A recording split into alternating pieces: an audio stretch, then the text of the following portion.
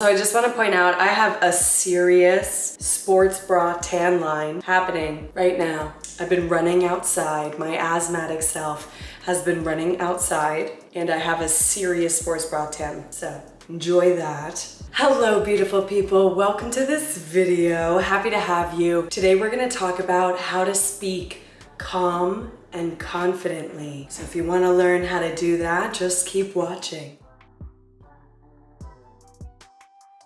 So learning to speak calm and confidently can benefit you in many areas of your life, in work, in relationships, and many more, meeting strangers, whatever it is. So I'm gonna list out a bunch of tips that I have here. I think I have 18 tips. First off, I just wanna say that my goal today is to have you speaking like you deserve to be heard. Obviously, I want you to be authentic to who you are, but learning how to speak more calm and confidently presents that you feel that you deserve to be heard, which is very valuable. So without further ado, let's get into the first tip. First off, it can't hurt to practice. Practice makes perfect, so they say. Rehearse it. If you're doing something on camera, practice on camera. Keep re-recording yourself on camera. You can also record yourself if you're not going to be on camera, even if you just want to see what you look like. Listening to yourself back and watching yourself back will be very telling on the little things that you do that you may not even realize that you do. So practice, practice, practice. Look in the mirror and practice. And if you continuously do this over and over again, we adapt, we build a habit out of it.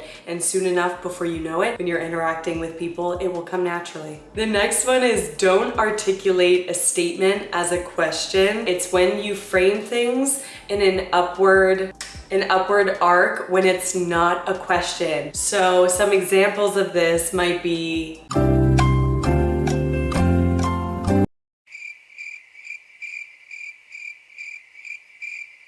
a very easy example of this would be something like, say somebody compliments you and you respond, I got it from Goodwill, rather than I got it from Goodwill. When you phrase them with that upward inflection, it sounds like a lack of confidence in the statement. So if you want to come across calm and confident in your demeanor, you say things as statements. That dress is beautiful.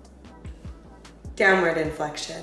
The next tip is praise yourself. You know I am all about self-love over here, so make sure you're giving yourself those kind, loving words that you want other people to be saying to you. Look in the mirror and praise yourself and praise your body and your being and your soul and inside and out who you are, because maybe, let me tell you, we're with ourselves for the rest of our lives, so we might as well enjoy and cherish that person. The relationship we have with ourselves is the most important relationship that we will have in our life, because it is our life. If you start to appreciate yourself and who you are, it comes across in your demeanor when you're speaking with other people, and people get the sense that you're confident in who you are and calm in your being and proud in your being. The next tip is find the pacing. The perfect pacing is somewhere between too slow and too fast, but you find what works right for you.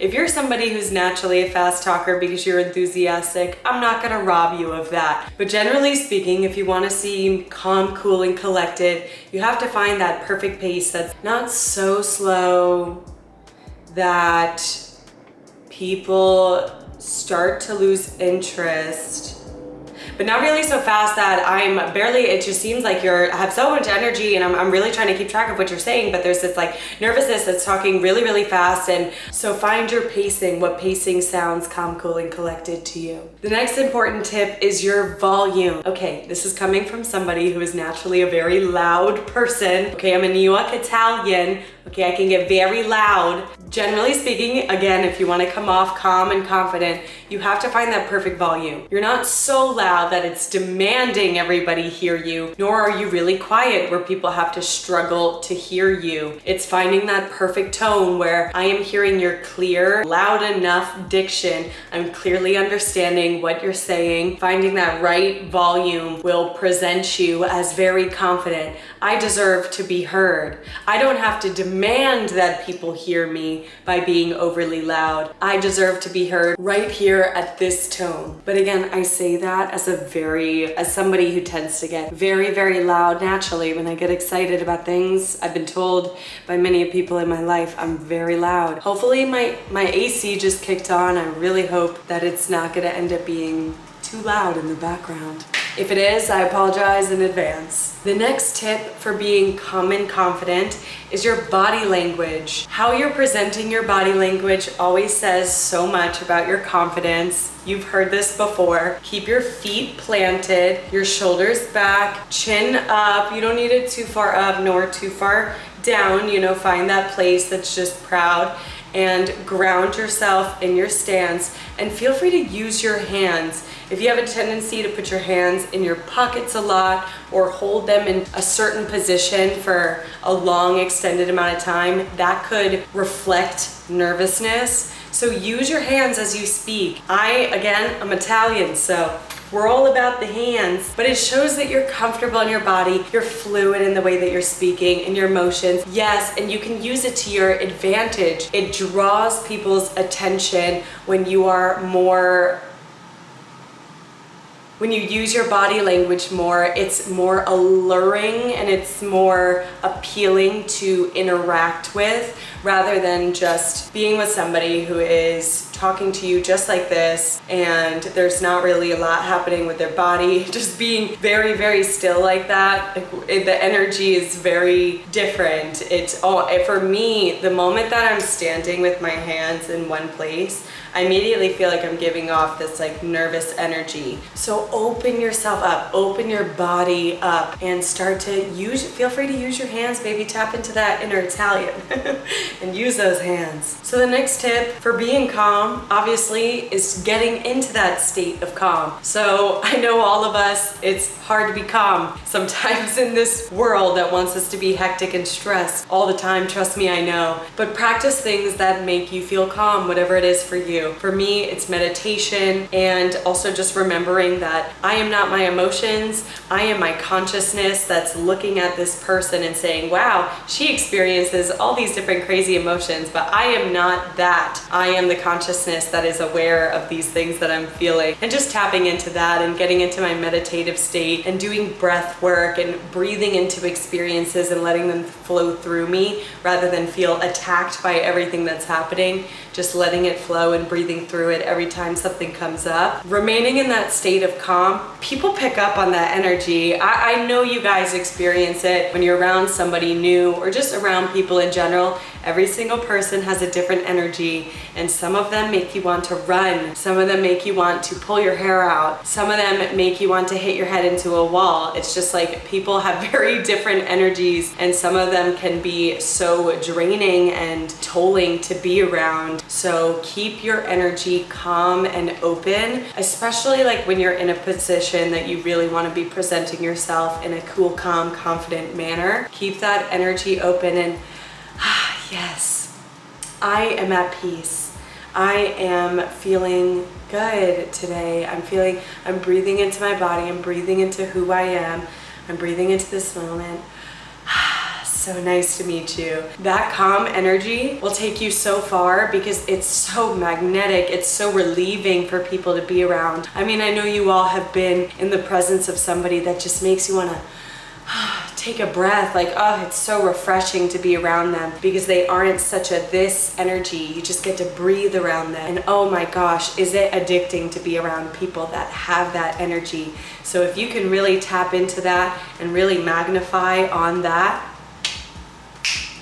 magic, baby. This one takes some practice, but get rid of those filler words. Woo! Especially as women, we tend to apologize for everything. I know me personally, I had to unlearn that. People would run into me at the grocery store, hit me with their grocery carts, and I would say sorry. And they were the one hitting me or shouldering me. No more apologizing when it's unnecessary, because sure, there are moments that are necessary in life to apologize apologize, but very rarely is it the times we're constantly saying sorry. Like, especially as women, we're constantly apologizing for our appearance. Stop it. Stop it. Especially like if we feel like we're not done up, no more, oh, sorry, I didn't have time to do this. And that's another filler word, I just. And we tend to use this in our work emails too, and that was something I had to unlearn, was all the filler words. Sorry, I just got this. Sorry, I just this. Sorry, I'm just doing.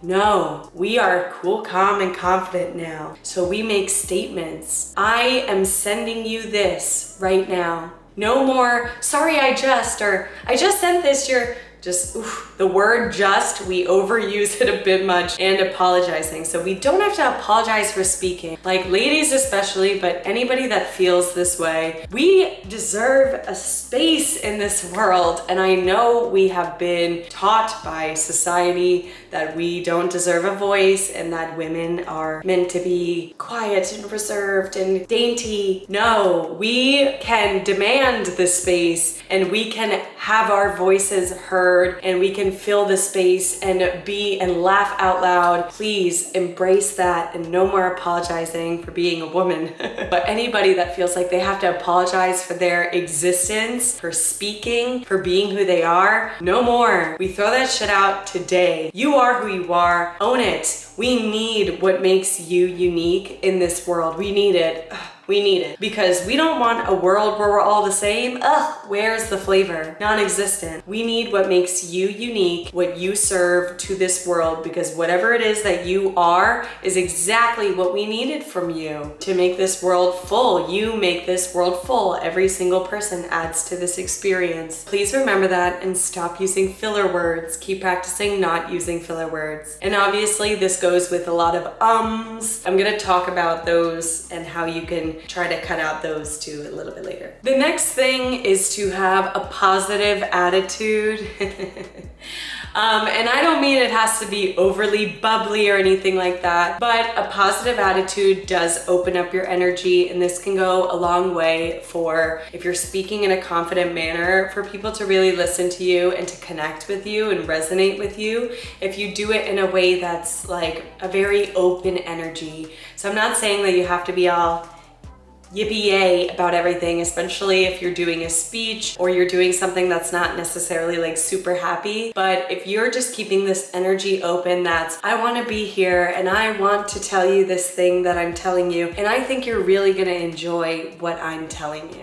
The next tip is something that really helped me when I was doing a lot of stage theater, but also for any kind of acting that I've done. But nervousness is the same exact feeling in your body physically as excitement. Those moments, those seconds before I would go out on stage, that could be a lot of nervousness for anybody, no matter how long you've been doing it. And I used to just constantly say to myself, I'm so excited. I'm excited to show them my artwork. I'm excited to put on this show. I'm excited to be this character. I'm excited to reveal this story. And getting excited is the same exact feeling in your body as nervousness, but it changes the narrative and it creates a more positive outlook on the narrative of nervousness. That helps a lot too when you're speaking with people. Just remember that instead of I'm really nervous to talk to them, I'm really excited to convey this point. Another tip is just to remind you that how you see yourself is not always, and most of the time not, how other people see you. Just think about that day in, day out of life. We're our own worst enemies, and just give yourself the benefit of the doubt and remember that people are typically doing the same. So when you go into a conversation or into an interaction with somebody and you come in with the energy that you're already doubting yourself, they're picking up on that. But if you don't come in with that, people will usually give you the benefit of the doubt. If you come in with that belief in yourself, then people usually pick up on that. So again, it's all about just trusting in who you are and believing in yourself. The next tip is to be prepared or to act like you are. So this can go in all sorts of scenarios, but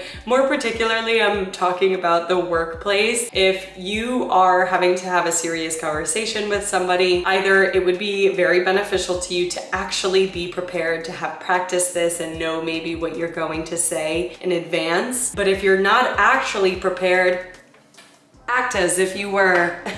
Fake it till you make it. You've heard it before, but truly it's helped me in many scenarios. Sometimes if I have no idea what I'm doing, I just pretend like I do. And most times people don't know the difference. They just believe it because you seem like you know what you're doing and you seem like you have this confidence and belief that you know what you're doing, so they run with it. If you can't actually be prepared for whatever reason, act like you are. The next big thing that changed my life truly is be able to laugh at yourself. This is so important for life in general, not just for confident speaking. You gotta be able to be okay with embarrassing yourself, laughing at yourself, and stop taking yourself so seriously. Because for one, it's gonna make you a whole lot more relatable with people. And two, again, you're your own worst critic. So in situations where you may embarrass yourself, if you're able to laugh it off, the other person really doesn't care. But when you take it in and you're like beating yourself up about it, that's when things become awkward and embarrassing. But if you just laugh at yourself and play it off, you move forward. The person's already forgotten about it.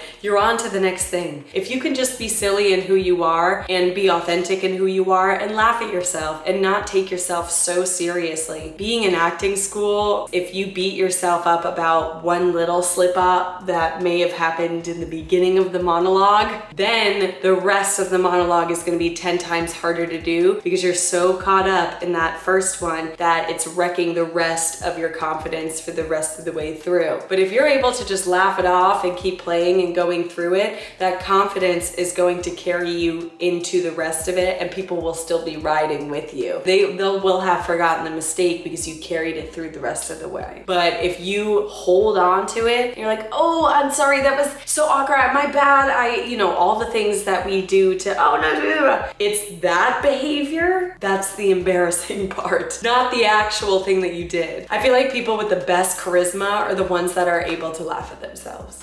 So before I said try to avoid saying right? It's a hard one. There's gonna be times where it happens. However, something that I noticed really, really helps me with not saying is setting my intention. So having your intention before you go into a conversation, what you want to get across to that other person, having that intention will carry you through the conversation, and the intention powering you through it and the confidence of the intention, you'll be far less likely to say What happens when you start to say is when you lose track of what you were saying, or you lost your train of thought, or you're just constantly having to recollect things because you're not really focused and honed in. So if you come in with that strong intention, this is what I want to say, this is what I want to convey, you're far less likely to say You notice when people are talking about things that they're really passionate about, they tend to rarely throw ums in because they're so driven and honed in on exactly what they know they want to say. Another big important tip is to embrace silence rather than feel the need to fill it. Isn't it one of the most beautiful things in the world when you can enjoy silence when somebody else? I'm somebody who truly enjoys silence. I just love the peace of it. And when it comes to silent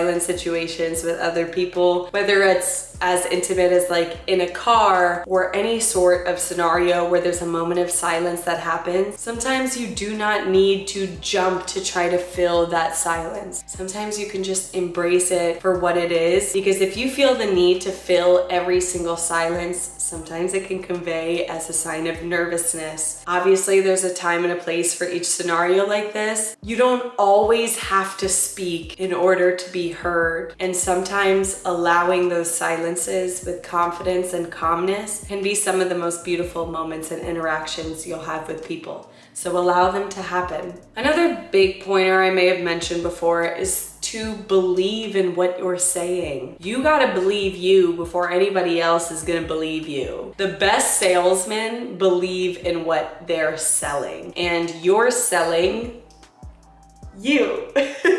So when you're having a conversation with somebody and you want them to agree with you or relate with you, whatever it is, you're pitching that conversation. So believe in it. Believe in what you're pitching. If you believe in it, far more likely to have them along with the flow of it too. The last note I'm going to say is eye contact. Find where it comes naturally, but maintaining eye contact. A good rule of thumb is to maintain eye contact while you're talking. Look away while you're thinking, and eye contact while they're speaking to show that you're intently listening. That's kind of like the key rule of thumb. I'm speaking to you right now. I'm looking into your eyes. I wonder what the name of that restaurant was. Oh, you know what it was? It was this. And now I'm listening to you speak. I'm giving you physical signs of, wow, And you'll find that whether you're in a room with a bunch of people or a couple of people, that person will keep making eye contact with you because they feel it's safe to deliver to you because you're responding to them. Even if you're in a bigger group, you're in a meeting or something, if you're paying attention to the person that's speaking and really, really listening and responding to them, you'll find that they'll make a lot more eye contact with you than some of the other people in the room, and it creates this connection between you and the other person. And remember to listen and not to respond. This is a tough one. I have to continuously remind myself of this. I'm not a pro at it. It's hard because usually when somebody's speaking with you, you're eager to fill right back with what you want to say in response to what they're talking about you or about your life or your experience. If you let people speak until they're, it's come to a moment of they really said all their input, and then it's a perfect transition for you to speak. But if you really listen to people and let them kind of go, you'd be so amazed at how much you can learn, because so often we listen to respond, and so we really don't get to hear people too often. So that was all of my tips for you guys on how to speak calmly and confidently. I hope that some of these help you, and please feel free to let me know what other content you want to see from me in the comments. I always love knowing and what makes you feel confident. I'm all about all of us feeling more confident and loving ourselves more every day. So anything I can do, anything I can provide to you content-wise to help with that, please let me know. I'll make the video. I post new videos every Friday, and if you enjoyed this, please give it a like, subscribe, hit the bell, you know the tea, and check out my other socials. I'm on literally every platform. Same name. I'll catch you guys on the next video. Enjoy the rest of your day / evening, whatever it is.